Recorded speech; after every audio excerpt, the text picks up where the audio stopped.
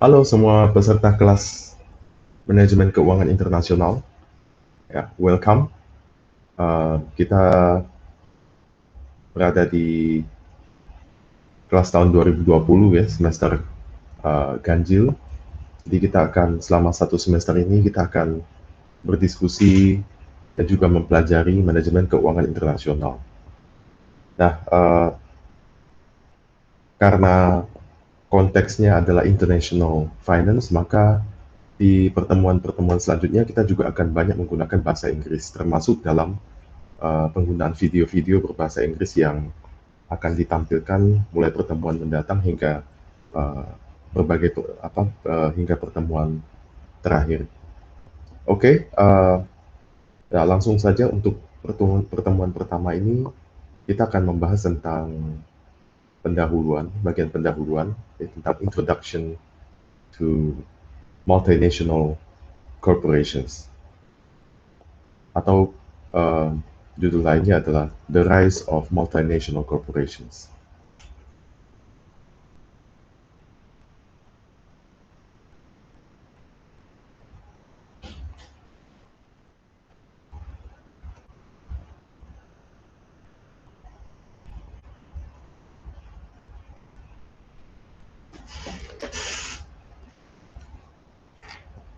Oke, nah, um, ketika kita menyebut multinational corporations, ini kita sering singkat sebagai MNC. Untuk bidang keuangan atau bidang akuntansi, kita tidak terlalu banyak membedakan konteks atau tipe perusahaan internasional secara strategik. Jadi kalau di strategic management atau corporate strategy, kita mungkin mengenal ada perbedaan walaupun sama-sama perusahaan multinasional, tapi ada perbedaan strategi yang uh, membedakan satu sama lain berdasarkan matriks. Tapi kalau kita di bidang keuangan atau akuntansi atau economics, kita lebih melihat secara umum bahwa multinational corporation atau MNC itu adalah perusahaan yang uh, terlibat dalam ya, perdagangan atau produksi atau distribusi internasional. Jadi selama sebuah perusahaan itu memiliki keterlibatan internasional, maka dia sudah disebut sebagai perusahaan internasional. Nah, ini mungkin agak berbeda dengan konteks di corporate strategy ya. Kalau di corporate strategy kita tahu bahwa mungkin ada matrix ya yang bisa kita lihat ini. Kalau di sini adalah local responsiveness. Sedangkan di sini di uh, y-axis-nya adalah global integration. Nah, ini kita mengenal ada perusahaan-perusahaan yang berada di matrix yang ini ya. Jadi low dan low. Jadi local responsiveness-nya low, global integration-nya juga low. Maka ini kita sebut sebagai export atau exporting firm. Jadi dia hanya simple aja, hanya export. Nah, tapi ada perusahaan-perusahaan juga yang um, dia high local responsiveness tapi low global integration. Nah, ini kita bisa sebut sebagai multi-domestic company atau firm. Nah, kemudian ada yang sebaliknya, yaitu yang global integration-nya tinggi, tapi local responsiveness-nya rendah. Maka ini kita sebut sebagai global firm. Nah, sedangkan di dunia ini yang paling banyak saat ini adalah mungkin yang high dan high ya, di transnational. Transnational corporation or firm. Jadi yang ekspor low dan low, ini gampang dibayangkan, ya hanya sekedar ekspor ya. Kemudian yang multi domestik berarti ini adalah tipe perusahaan-perusahaan yang sangat mementingkan domestikasi ya, jadi penyesuaian domestik untuk produk-produknya, tapi tidak terlalu mementingkan misalnya global brand atau reputasi global dia. Jadi lebih mementingkan ini produk-produk yang bisa dijual secara domestik, jadi penyesuaian-penyesuaian. Sedangkan yang global firm ini sebaliknya, berarti ini adalah perusahaan yang justru sangat mementingkan global reputation atau global brand, tapi tidak terlalu mempedulikan penyesuaian lokal. Sedangkan yang transnational ini dua-duanya high gitu. Jadi kalau kita lihat misalnya McDonald's atau KFC atau Toyota, misalnya Mitsubishi, itu semua pasti adalah transnational karena mereka ingin mempertahankan global brand, tapi juga sangat sangat perlu untuk melakukan penyesuaian domestik. Nah, jadi di corporate strategy kita mengenal ada berbagai tipe ya, tipe uh, internasionalisasi. Tapi sekali lagi dalam uh, finance, accounting atau economics kita lebih fokus pada itu ya, pada konsekuensi finansial. Jadi bagaimana ini pengaruhnya pada risiko-risiko yang terjadi, misalnya foreign exchange risk, dan kemudian juga pada perlunya memperhatikan faktor makro seperti balance of payments, kemudian exposures yang akan dihadapi ya, translation, ya, dan economic exposure dan lain-lain. Oke, nah ini nanti kita akan diskusi lebih jauh di kelas. Tentunya ini video penghantar ini ingin menunjukkan bahwa uh, kita bisa melihat di secara statistik ya, ini berbagai perusahaan internasional ternyata persentase foreign sales-nya semakin besar ya. Misalnya perusahaan seperti Apple, bayangkan foreign sales-nya itu constitute 63.2% of the total sales. So that's really big, more than 50%, even more than 60%.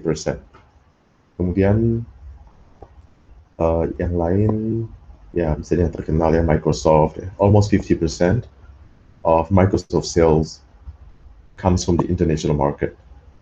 Also, what else? McDonald's, maybe? McDonald's, 64.9%, is almost 65% of the sales that comes from the international market. You know, how important the international markets to all of the multinational corporations. Nah, ini juga contoh yang sangat bagus ya. Jadi kita melihat misalnya Boeing, tidak mungkin Boeing membuat semua components di satu tempat gitu, karena akan sangat mahal dan tidak efisien. Jadi bayangkan misalnya kalau Boeing harus membuat semua parts ini, berarti mereka harus excel di itu ya, excel di semua teknologi ini. Nah, lebih baik mereka fokus di desain, kemudian di beberapa komponen yang sangat itu ya, sangat confidential or very crucial. But other components could be, could be made, could be outsourced from other companies, right? So this is like a win-win solution to everybody, because you could focus on something you really excel, or you have something that you have competitive advantages of, while other components could be outsourced or could be bought from other companies. Ini ada sekali lagi, ini contoh klasik yang sangat-sangat memperlihatkan betapa pentingnya dan betapa efisiennya gitu ya kita melakukan internationalization. Nah, ada beberapa alasan utama kita melakukan internasionalisasi yang tentunya nanti akan kita diskusikan lebih detail di kelas. Yang pertama misalnya adalah search for raw materials. Nah, jelas sekali raw materials ini sudah dilakukan bahkan mungkin oleh VOC di masa lalu ya, VOC datang ke Indonesia, kemudian East Indian Company miliknya Inggris yang ke India gitu ya, raw materials. Jadi hingga sampai saat ini kita tahu bahwa daerah tertentu memiliki raw materials yang jauh lebih tersedia gitu ya di satu hal, tapi mungkin hal lain tidak terlalu tersedia sehingga kita harus ke tempat lain. Misalnya di Indonesia kita memiliki mineral ya, sumber daya mineral yang sangat melimpah, kemudian juga sumber daya alam ya, pepohonan, ya, perkebunan dan sebagainya. Jadi jelas ini akan sangat menarik bagi multinational corporations untuk datang ke negara tersebut. Nah, kemudian ini juga alasan yang sangat-sangat uh, relevan pada saat ini karena market seeking. Jadi kita lihat contoh misalnya Apple, kemudian bahkan Amazon, McDonald's, dan perusahaan-perusahaan atau apa Toyota itu, Toyota, Yamaha dan lain-lain di negara mereka sendiri ini sudah marketnya sudah saturated dan susah untuk tumbuh lebih tinggi. Maka mereka datang ke negara seperti apa Indonesia, Vietnam untuk juga to seek for new markets. Kemudian cost minimization ini juga gampang dibayangkan kalau kita ke negara seperti RRC atau ke Vietnam atau Indonesia, perusahaan multinasional bisa meminimalkan biaya, jelas ya, karena tenaga kerja jauh lebih murah, kemudian juga tersedia secara melimpah ya, tenaga kerja, kemudian juga biaya hidup, biaya produksi, biaya utilities dan lain-lain. Jadi jelas nih tujuannya adalah untuk cost minimization. Nah, ini yang sangat menarik ya, saya kira makin relevan juga di zaman ini, yaitu knowledge seeking. Karena kita tahu bahwa ada berbagai teknologi yang mungkin kita masih jauh dari optimal sehingga kita harus belajar dari tempat tertentu, misalnya dari Jepang atau dari Amerika atau Eropa. Ini misalnya teknologi apa, ICT technology. Of course, we have to, we try to emulate the American, Japanese, and European technologies. That's why maybe we have to send people there. We have to open technological branches or even a market or subsidiaries or something like that in those countries. Kemudian yang berikutnya, next, ini adalah keeping domestic customers. Kita ingin menjaga kalau ada customers kita yang mungkin itu ya harus ekspor ke negara lain. Nah, kita khawatir bahwa kalau kita tidak ada di negara tersebut, nanti customers kita akan menggunakan jasa perusahaan lain yang kebetulan ada di negara tersebut dan juga ada di negara ini. Jadi mungkin customers-nya akan pindah karena merasa ada linkage yang jauh lebih mudah untuk penyedia jasa ini, misalnya jasa perbankan atau jasa produksi atau apapun itu. Jadi kita mungkin ada satu titik tertentu yang kita terpaksa, we have to follow the customers wherever they go because we want to keep them satisfied and to prevent them from moving to our competitors. Kemudian ini juga hal yang mungkin semakin di zaman modern ini semakin nyata, yaitu exploiting financial market imperfections. Jadi mungkin ada negara-negara tertentu yang pajaknya lebih rendah hingga kita bisa memanfaatkan itu ya, produksi atau distribusi dengan lebih hemat juga, atau berbagai kebijakan lain yang berbeda-beda yang bisa kita manfaatkan. Oke, saya kira demikian untuk video pengantar ini. Semoga adik-adik semua bisa menikmati kelas ini hingga akhir semester. Dan sekali lagi kita akan berdiskusi sangat intensif mengenai internationalization, dan juga nanti ada berbagai video yang bisa ditampilkan yang saya buat dulu. Tapi sekali lagi kita akan banyak menggunakan bahasa Inggris karena ini konteksnya adalah international finance. Okay, thank you and see you in the class.